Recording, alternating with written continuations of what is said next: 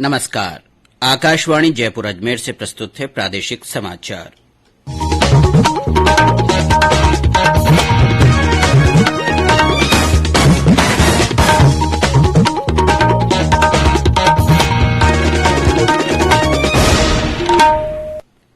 समाचारों के साथ मैं अब्दुल हनीफ।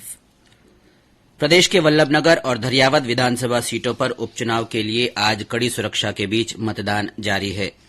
निर्वाचन आयोग से मिली जानकारी के अनुसार सुबह 11 बजे तक वल्लभनगर सीट पर 23.3 तथा धरियावद विधानसभा सीट पर 27.13% मतदान हो चुका है।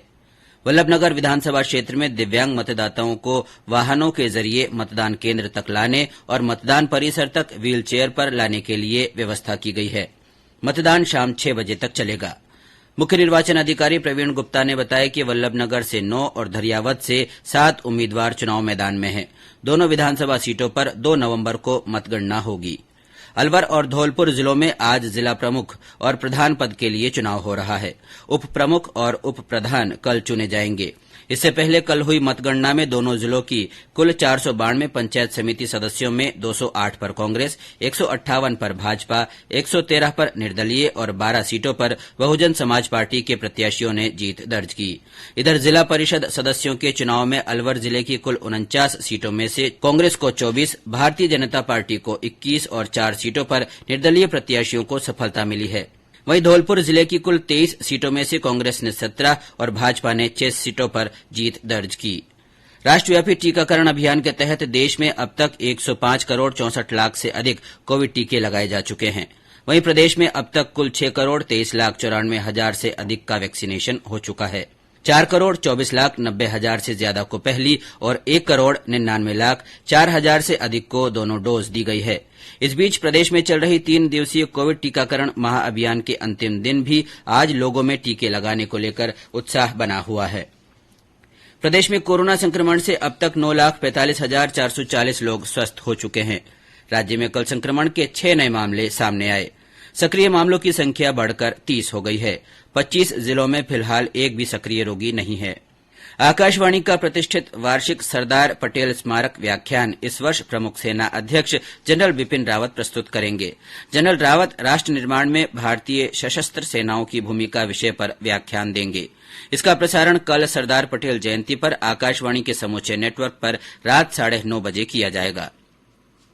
रक्षा अनुसंधान और विकास संगठन डीआरडीओ और भारतीय वायुसेना ने कल हवा से जमीन पर मार करने वाले स्वदेशी लंबी दूरी के बम का सफल परीक्षण किया। वायुसेना के लड़ाकू विमान से जमीन पर लक्ष्य को निशाना बनाया गया, जिसने सटीकता के साथ लक्ष्य को भेदा। रक्षा मंत्री राजनाथ सिंह ने इस सफलता पर डीआरडीओ, वायुसेना और अन्य सहयोगियों को बधाई दी है। भरतपुर के केवलादेव राष्ट्रीय पक्षी उद्यान में पक्षियों का प्रजनन काल खत्म होने के साथ ही नए मेहमान पक्षियों की संख्या बढ़ने लगी है।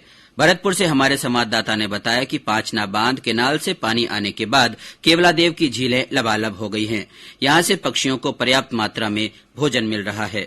इन दिनों केवलादेव उद्यान में साइबेरिया से आए पक्षियों की चहचहाट पर्यटकों को लुभा रही है। पक्षियों के कलरव से सैलानियों का आकर्षण बढ़ रहा है और उद्यान में सैलानियों का आना शुरू हो गया है। वहीं पानी की पर्याप्त मात्रा और पर्यटकों के आगमन को लेकर घना प्रशासन द्वारा उद्यान की झीलों में बोटिंग कराने की तैयारियां शुरू कर दी गई हैं। दीपावली पश्चात नौकायान शुरू कराई जाएगी, जिससे पर्यटक, बर्ड वॉचर और फोटोग्राफरों को पक्षियों को नजदीक से निहारने का मौका मिलेगा। शिव कुमार वशिष्ठ, आकाशवाणी समाचार, भरतपुर।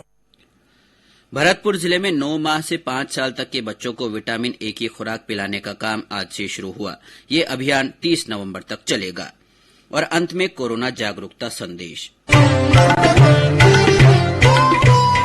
कोविड-19 से बचाव और सुरक्षित रहने के 3 उपाय। मास्क लगाएं, 2 गज दूरी है जरूरी, सुरक्षित दूरी रखें, हाथ और मुंह साफ रखें। इसी के साथ प्रादेशिक समाचार बुलेटिन समाप्त हुआ। हमारा अगला बुलेटिन राजस्थानी में दोपहर 3 बजे प्रसारित होगा। नमस्कार।